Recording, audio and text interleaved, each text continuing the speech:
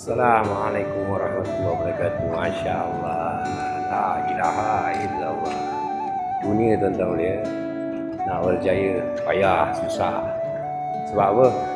Sebab kalau kita nak berniaga kena modal, kena ada harta, kan?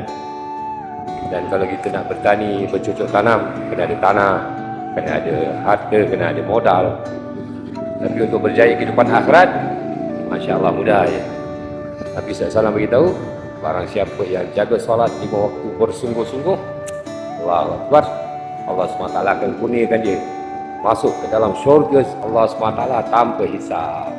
InsyaAllah sama-sama amalkan, jaga solat kita sungguh-sungguh agar Allah SWT pilih kita dengan rahmat Allah SWT untuk masuk dalam syurga Allah SWT tanpa hisab. Amin. La ilaha illallah Muhammad Rasulullah. Assalamualaikum warahmatullahi wabarakatuh.